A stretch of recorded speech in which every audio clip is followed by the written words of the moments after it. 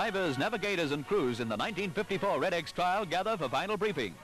Police officers urge drivers to observe all traffic laws, and drivers listen.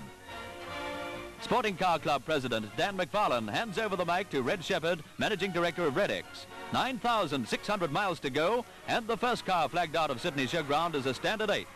There are 246 cars to follow them, leaving at 2-minute intervals in an 8-hour-long procession. Second car off is a Peugeot, driven by the New Zealand team. They'll find the Australian outback a lot different from Rotorua. You can drive for more than 30 miles without hitting a volcano. English singer Donald Pierce is official starter, and there goes Grandma Conway. Good luck to you, Granny.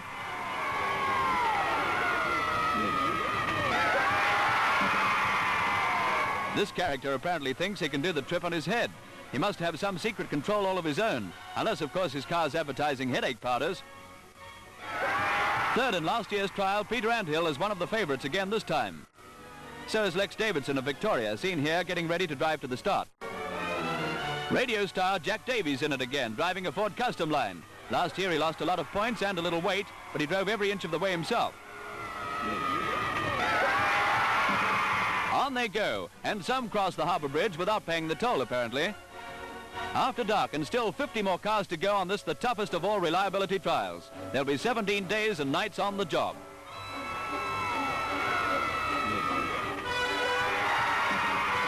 At right is last year's winner Ken Tubman driving a Peugeot. Last year he lost no points up to the horror section. And talking about horror, here are a couple that could be Frankenstein and King Kong. Jack Murray on the right.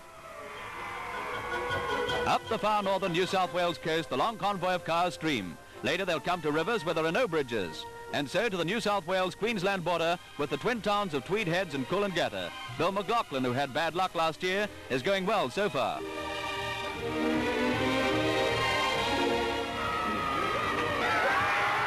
Brisbane Control, and the first car to start is first in with a clean score sheet. The car looks surprisingly spick and span after the 600-mile trip through rain and mud. And Gordon Marshall and Norman Williamson look pretty fresh too as they sign in at the control point.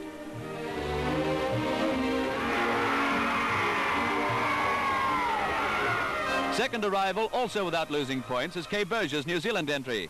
They haven't lost any whiskers either. More and more cars arrive at the Brisbane Exhibition Ground, where they will stay for a 12-hour rest period.